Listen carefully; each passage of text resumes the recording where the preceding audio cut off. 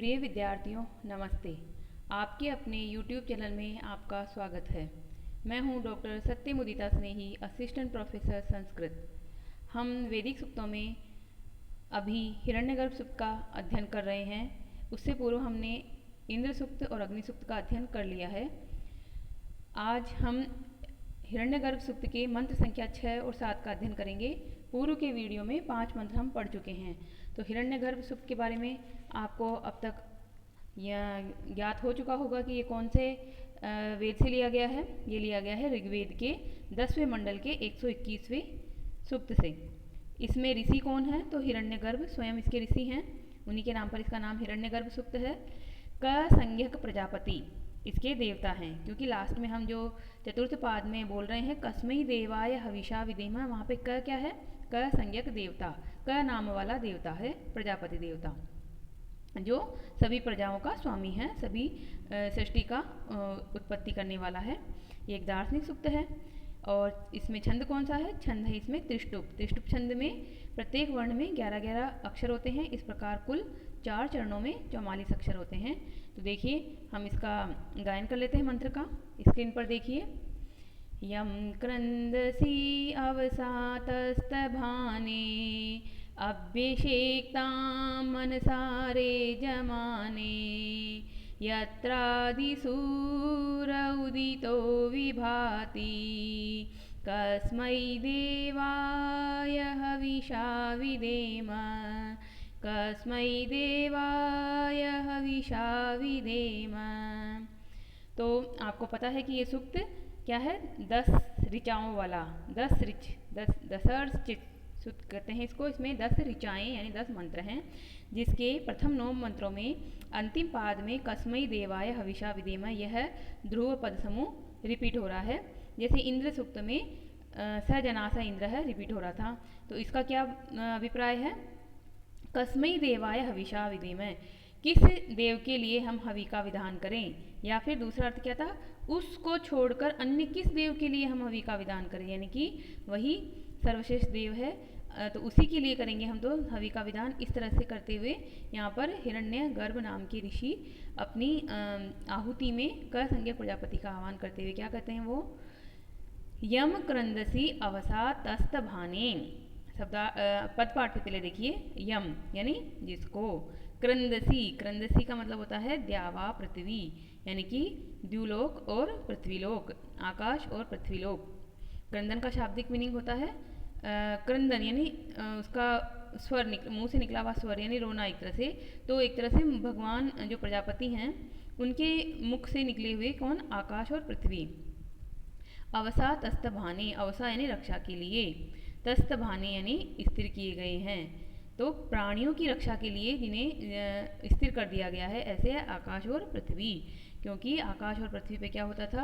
बहुत ज़्यादा पहले पृथ्वी पे भूकंप वगैरह आते थे जो प्राणियों के लिए हानिकारक थे। आकाश में भी अनेक प्रकार की आप जो थी विपदाएँ, आकाशीय बिजली वगैरह बहुत सारी होती थी। तो उस प्रकार से उनको सबको निरापद करके उन्होंने स्थिर किया, यानी कि सुखपूर्वक रहने का स्थान बनाया।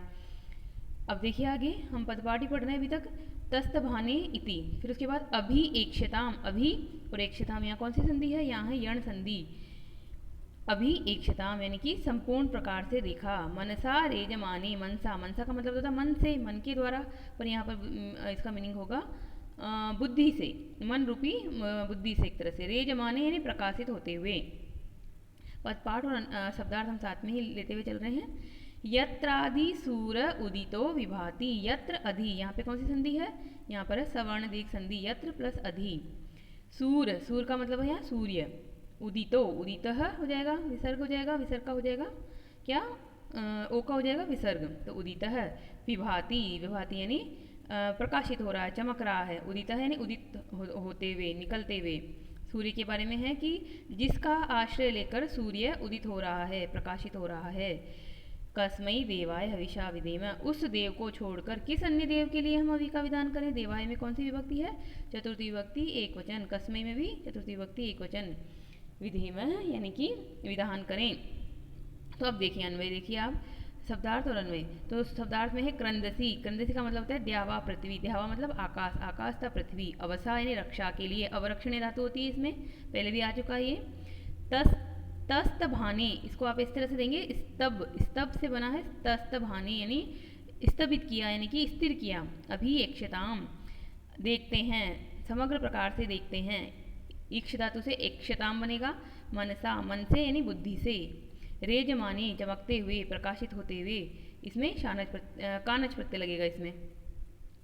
अधि यानी अधि उपसर्ग है तो आधार के अर्थ में है, यानी कि उसका आश्रय लेकर, उस पर आधारित होकर। सूर्य यानी सूर्य, उदित है यानी निकलता हुआ, विभाति यानी प्रकाशित होता है, चमकता है। तो अब देखिए अन्वय। अवसा तस्तभाने क्रंदसी रेजमाने मनसा यम अभिएक्षताम। अवसा यानी रक्षा के लिए। अब रक्षा किसकी? तो प्राणियों की, प्राणियों की रक्षा के लिए। क्रंदसी, क्रंदसी यानी द्यावा पृथ्वी, पर उससे पहले होगा स्थिर किए गए। स्तभाने, तस्तभाने का क्या मतलब है? स्थिर किए गए, यानी प्राणियों की रक्षा के लिए स्थिर किए गए। कौन स्थिर किए गए? क्रंदसी, द्यावा और पृथ्वी। इसको याद रखना पड़ेगा। क्रंदसी शब्द के दो मीनिंग एक साथ लिखे होते हैं, सम्मिलित मीनिंग है द्युलोक और पृथ्वीलोक, यानी आकाश और पृथ्वीलोक। जो स्थिर किए गए आकाश और पृथ्वीलोक। रेजमाने यानी प्रकाशित होते हुए। मनसा, मन से, बुद्धि से। यम, जिसको, अभी एकक्षताम, देखते हैं। यहाँ पे क्या कहना चाह रहे हैं कि आकाश और पृथ्वीलोक के जो देखने की क्रिया है वो उनकी मन से हो रही है। मन से मतलब उनकी बुद्धि से हो रही है, और वो जिसको देखते हैं यानी जिसके प्रति एक श्रद्धा का भाव रखते हैं कि हमारी महिमा उन देव के प्रति हैं, उनके प्रति श्रद्धावनत होते हैं। ऐसे वह प्रजापति। यत्र अधिसूर विभाति उदितः विभाति। यत्र, जहाँ, जिस आधार पर, अधि आधारित होकर, उदितः उदित होता हुआ, उदित होकर, सूरः सूर्य, विभाति प्रकाशित होता है। जहाँ पर सूर्य उदित होकर प्रकाशित होता है, यानी कि सूर्य आकाश में प्रकाशित होता है, तो वो जो लोक है वो भी प्रजापति का ही लोक है।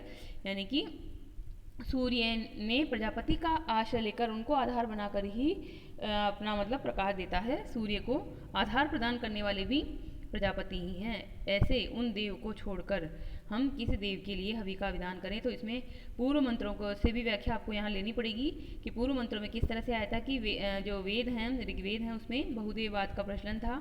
उसमें बहुत सारे देवताओं में वर्चस्व होता था, तो सभी देवताओं के प्रति आहुतियाँ की जाती थी। तो किस देवता को हम सबसे ज़्यादा मानें? तो पहले हमने देखा कि अग्नि को माना गया, फिर इंद्र को माना गया।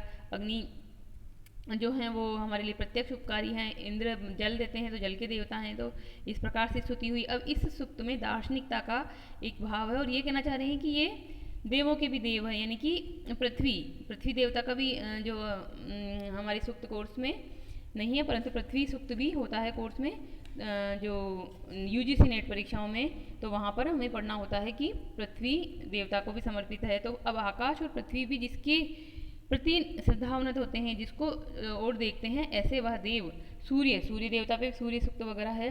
तो सूर्य भी सूर्य का एक महत्व के लिए सूर्य सूक्त आया, परंतु यहाँ कह रहे हैं कि आकाश, पृथ्वी, सूर्य इत्यादि जो देव हैं वो सब भी जिसका महात्मा गाते हैं, जिसके ऊपर आश्रित होकर ही अपना कार्य कर पाते हैं, ऐसे उस परम पिता जो कसंज्ञक प्रजापति है उसके लिए हम हवि का विधान करते हैं। उसको छोड़कर हम किसके लिए हवि का विधान करें? तो इस प्रकार से यह एक तरह से सारे देवों में एक देव का जो प्रतिनिधि देव है वो स्थापित होता है यहाँ पर। अब देखिए भाषानुवाद आपने देख लिया कि प्राणियों की रक्षा के लिए स्थिर किए गए आकाश तथा पृथ्वी प्रकाशमान होते हुए मन से जिसको देखते हैं, जहाँ पर सूर्य उदित होकर प्रकाशित होता है, उसको छोड़कर किस देव का हम लोग हवि से पूजन करें। अब देखिए विशेष में हमें जैसे हम देखते आए हैं कि हर शब्द पे टिप्पणी देखते हैं, तो क्रंदसी का मीनिंग सायण ने क्या किया? द्युलोक और पृथ्वीलोक, जहाँ पर प्रजापति ने क्रंदन किया था। क्रंदसी से क्रंदन, और जहाँ पर प्रजापति ने क्रंदन किया था, यानी प्रजापति के एक तरह से क्रंदन स्वरूप ही उत्पन्न हुए थे। उवट और महीधर भी हैं भाष्यकार, उन्होंने भी यही मीनिंग किया है, द्युलोक और पृथ्वीलोक। तो आपको तो सायण का मीनिंग लेंगे तो भी आप इसको अच्छी व्याख्या लिख सकते हैं। अवसा, अवसा को देखिए अवरक्षण धातु होती है, तो रक्षा के लिए, रक्षा किसकी, लोक की, इस संसार की रक्षा के लिए, यानी प्रजापति ने लोक की रक्षा के लिए ही द्यावा और पृथ्वी की सृष्टि की और उन्हें स्थिर किया। और इस प्रकार महीधर और उबट वगैरह जो भाष्यकार उन्होंने भी कहा कि हवि रूपी अन्न से, जो कि वृष्टि आदि उपकारों के बदले देवों को समर्पित किया जाता है, इस प्रकार जो है अन्न वगैरह उत्पन्न हुआ पृथ्वी पर और जीवन स्थिर हुआ। द्यावा और पृथ्वी उसी प्राणी योग्य अन्न से सभी प्राणियों का स्तवन करते हैं। तो ये जो हैं इस प्रकार हमारे लिए उपकारी हैं। इस तस्तभानी, तस्तभानी में देखिए, देखो स्तंभ, स्तंभ धातु है, स्तंभ यानी स्थिर करना, स्तब्ध करना, कानच प्रत्यय है इसमें, इसमें स्तभित करते हुए यानी कि स्थिर बनाते हुए, और स्त्रीलिंग में प्रथमा विभक्ति द्विवचन में है ये तस्तभानी। प्रजापति, सायण ने क्या मीनिंग किया है, प्रजापति के द्वारा निर्मित अथवा स्त्रीकृत, पहले तो उन्होंने बनाया और बना के उनको स्थिर भी किया। इस प्रकार से हमारी क्या है रोदसी का, क्रंदसी का मीनिंग था द्युलोक और पृथ्वीलोक, स्थिर किए गए हैं, पहले बनाए गए और फिर स्थिर किए गए। अब देखिए अभ्यक्षेताम को समझिए आप। अभ्यक्षेताम क्या है, अभि प्लस इक्षताम, यण संधि हुई और इसका मीनिंग क्या है, सायण के ने मीनिंग क्या है, देखते हैं। अब देखिए द्यावा और पृथ्वी कैसे देखते हैं, किसके प्रति देखते हैं, तो द्यावा और पृथ्वी अपनी बुद्धि से, मन यानी बुद्धि ले लिया है तो बुद्धि से यानी मन से प्रजापति की ओर इस भाव से देखते हैं कि हमारा महत्व इस प्रजापति के कारण ही है। इस प्रकार से यहाँ पर प्रजापति के प्रति श्रद्धावनत होते हैं द्यावा और पृथ्वी भी। मनसा, मनसा का क्या मीनिंग है, मनसा का मीनिंग है मन से, और अभ्यक्षेताम के साथ इसको जोड़ देंगे तो मन से देखते हैं।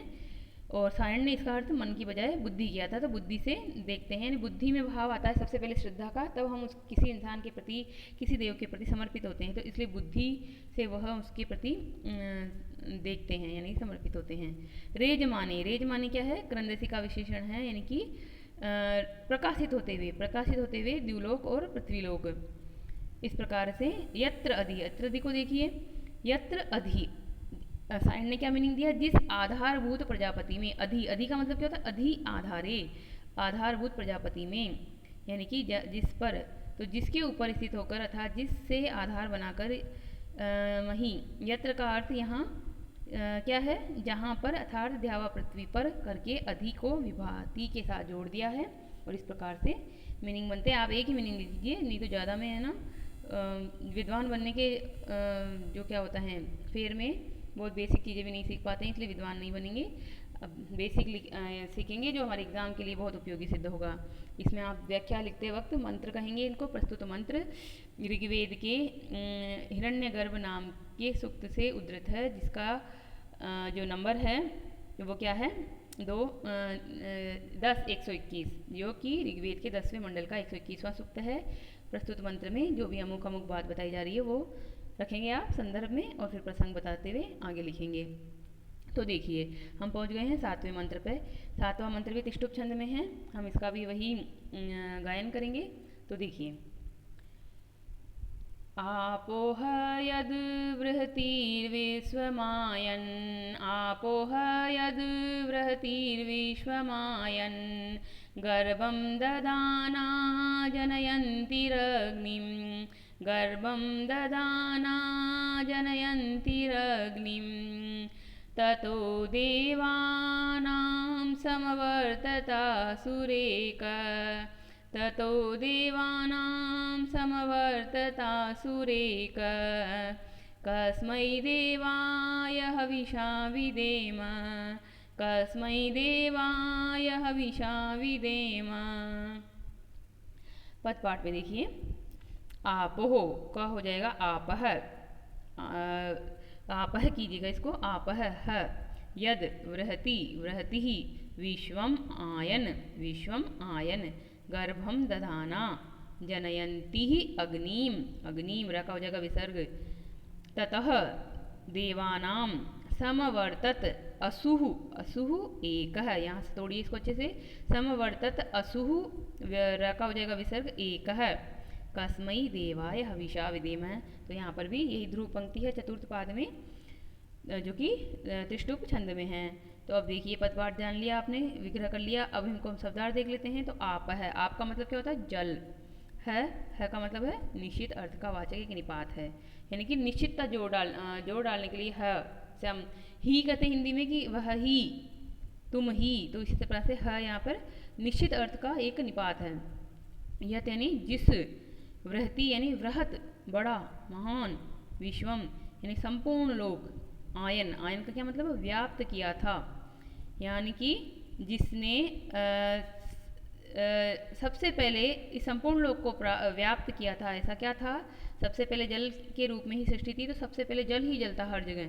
विज्ञान भी ये मान चुका है कि जब सृष्टि वापस हुई तो जल ही जल था उस समय। फिर क्रमशः जल में जो है वो जीव उत्पन्न हुए, मछली हुई, कछुआ हुआ, इंसान हुए। तो इस तरह से जलचर, उभयचर और स्थलचर, इस तरह से क्रमशः सृष्टि होती है। आप ये विज्ञान में और साइंस में पढ़ चुके होंगे कि किस तरह से हमारी सृष्टि की उत्पत्ति में प्राणियों की उत्पत्ति हुई है क्रमशः।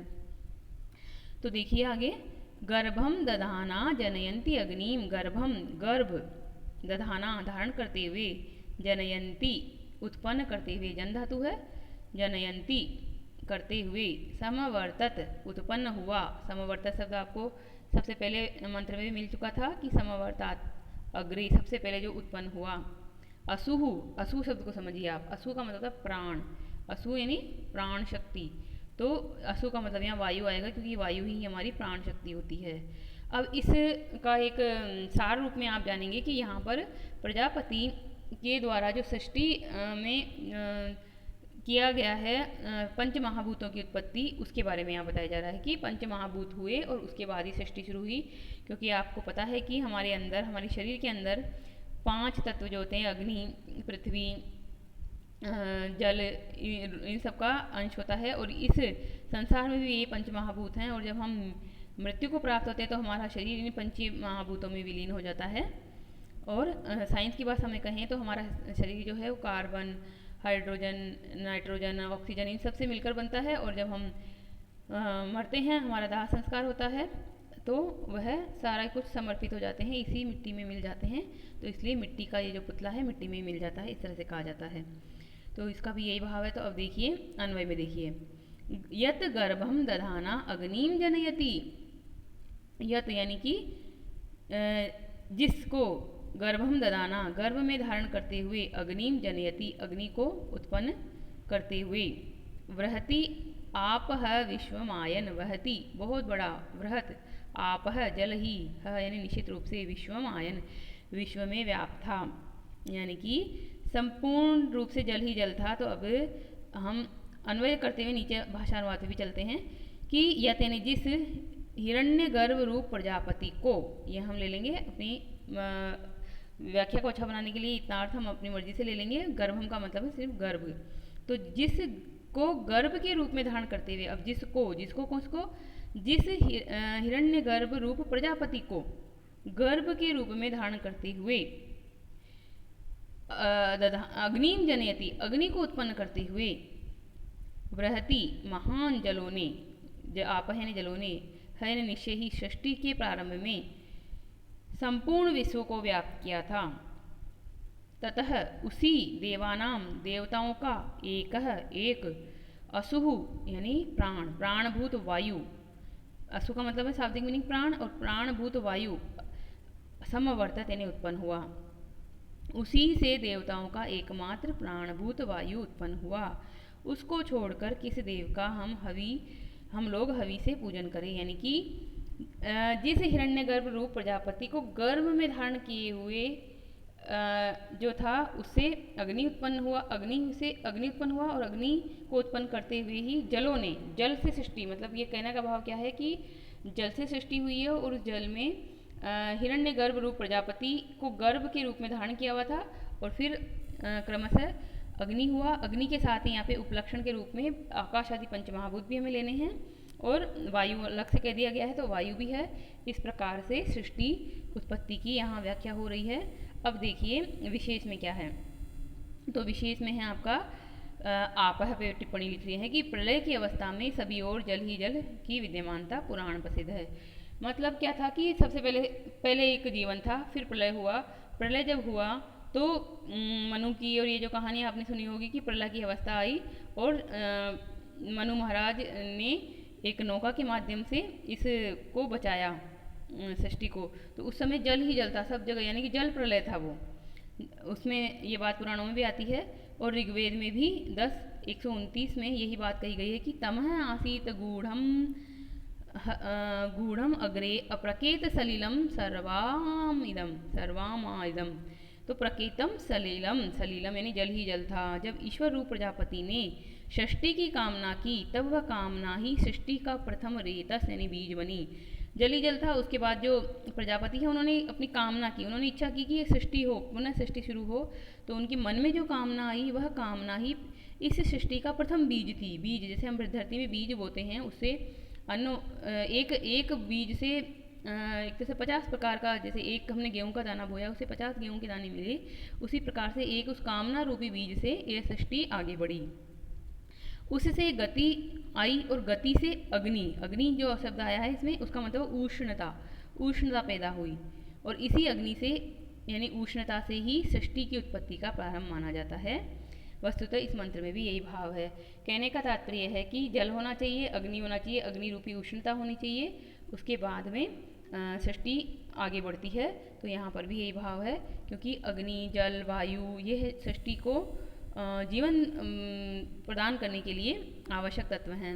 अब यत को देखिए, यत यानी सायण, सायण ने इसका क्या मीनिंग किया? सबसे पहला मीनिंग तो क्या? चूकी, यानी कि यत यानी चूकी। दूसरा मीनिंग क्या हुआ? जिस प्रजापति को, जिसको, यानी कि यत का मतलब था जिसको, तो जिस प्रजापति को गर्भ के रूप में धारण करती हुई। और इसमें तीसरा मीनिंग भी ले लिया जिसको, यानी जिस जल राशि ने। इस प्रकार से यहाँ पर यत के सायण ने 3 मीनिंग लिए हैं। हम एक ही मीनिंग ले लेंगे कि जिस प्रजापति को गर्भम ददाना यानी गर्भ में धारण करती हुई, अग्निम जनयंती यानी उष्णता को उत्पन्न किया। इस प्रकार से यहाँ पर यत से ये भी भाव है दयानंद के अनुसार कि यहाँ यत जो है वो सृष्टि की प्रारंभिक अवस्था का द्योतक है, सबसे पहली अवस्था। विश्वमायन, इसको तोड़िए, विश्वम प्लस आयन, ये क्या है? पद जो है संधि नहीं है, केवल वर्ण संयोग है। सायण ने इसका क्या मतलब दिया? संपूर्ण जगत को व्याप्त कर लिया जिसने, ऐसी विश्वम आयन, विश्व में व्याप्त हो गया। तो इस प्रकार से इसका मीनिंग है गर्भ। गर्भ देखिए, हिरण्यमय अंडे के गर्भभूत प्रजापति को, हिरण्यमय, हिरण का क्या मतलब होता है? हिरण का मतलब होता है सोना और मय यानी युक्त। तो हिरण्य गर्भ, हिरण्य गर्भ का मतलब ये होता है कि हिरण्यमय अंडे के गर्भभूत प्रजापति को, उस अंडे में स्थित प्रजापति को। और अग्नि, आगे देखिए अग्नि टिप्पणी। तो अग्नि का क्या मतलब है? अग्नि शब्द से यहाँ पर उपलक्षित है, ये अग्नि को उपलक्षण बनाकर आकाश आदि समस्त भूतों को यहाँ पर लिया गया है, समस्त प्राणियों को भी इसमें शामिल कर लिया गया है। इसी प्रकार से आगे देखते हैं हम ततः। ततः का क्या मीनिंग है? इसीलिए, सायण ने मीनिंग दिया है इसीलिए, या फिर दूसरा मीनिंग दिया उन्होंने उस गर्भभूत प्रजापति से या फिर उस जल राशि से। इस तरह से अलग अलग मीनिंग देने की वजह से थोड़ी व्याख्या अलग हो जाती है, परंतु आप एक व्याख्या याद रखेंगे तो भी हो जाएगा। समवर्तत, समवर्तत का क्या मीनिंग है? उत्पन्न हुआ, यानी कि जो सबसे पहले उत्पन्न हुआ। असुहु, असु का मतलब होता है प्राण। तो सभी प्राणियों का प्राणभूत प्रजापति ने वायु को उत्पन्न किया और वो वायु भी प्रजापति का ही अंश है एक तरह से। तो प्राणभूत प्रजापति यानी प्राणभूत वायु। और देवानाम लिखा था वहाँ, तो देवादिकों का भी प्राणभूत वायु, देवताओं में भी, वो भी अजर हैं, अमर हैं, तो वो भी प्राणवान होते हैं। या फिर प्राणात्मक प्रजापति। इस प्रकार से ये जो मंत्र है यह हमारे प्रजापति जो देवता हैं उनके द्वारा सृष्टि की उत्पत्ति किस प्रकार की गई उसके बारे में है। ये एक दार्शनिक सूक्त है और दार्शनिक सूक्तों में इसमें आपको ये भी प्रश्न मिल सकता है कि हिरण्यगर्भ सूक्त में वर्णित किए गए दार्शनिक शब्दों को अपने शब्दों में लिखिए। छोटे प्रश्नों में बनता है आपके कि इसके ऋषि कौन है, छंद कौन है, देवता कौन है, और भी कुछ लाइनें उठा के दे देते हैं कि कस्मई देवाय हविषा विधिमय, ये किस सूक्त की है पंक्ति। तो इस प्रकार के छोटे बड़े सब प्रश्नों के लिए तैयार रहिए। और आज हम हमारी कक्षा को यहीं समाप्त करते हैं। अगर आप इस चैनल पर पहली बार आए हैं तो सबसे पहले सब्सक्राइब बटन को दबा लीजिए और ऊपर बेल आइकन को दबा दीजिए ताकि आगामी सभी वीडियो के नोटिफिकेशन आपको मिलते रहें। और अगर वीडियो को आपको अच्छा लगता है तो लाइक कर दीजिए और अगर आप चाहते हैं कि ये ज्ञान राशि सभी तक पहुँचे तो इसे शेयर और फॉरवर्ड कर दीजिए, क्योंकि ज्ञान विद्या जो है वो बांटने से बढ़ती है। और ये ऋग्वेद का जो महान ज्ञान है जिससे कम ही लोग परिचित हैं, ये आपके माध्यम से सभी जगह पहुँचे, आप उसके माध्यम बने, तो ये आपके द्वारा किया जाने वाला एक विद्या का प्रसार होगा। और आप जितना इसका प्रचार करेंगे उतना ही आप इसको एक तरह से लोकप्रिय बनाएंगे, और आपको पढ़ते हुए ये लगेगा कि हम एक, आपको गर्व की अनुभूति होगी कि हम ऋग्वेद पढ़ रहे हैं, ऋग्वेद को पढ़ चुके हैं। तो जानिए हमारे वेदों में क्या लिखा हुआ है। इस प्रकार से अपने आप को भाग्यशाली समझिए कि आप संस्कृत पढ़ते हैं और संस्कृत में भी ऋग्वेद को पढ़ चुके हैं, जो कि हमारी विश्व धरोहर, मतलब इस संसार की धरोहर है, जिसको यूनेस्को ने विश्व धरोहर में शामिल किया है, और जो विश्व का सबसे पहला लिखित ग्रंथ है। तो इसलिए आप इसके प्रति अपना एक तरह से श्रद्धा भाव रखिए और पढ़ते जाइए। धन्यवाद। कल की कक्षा में फिर मिलेंगे।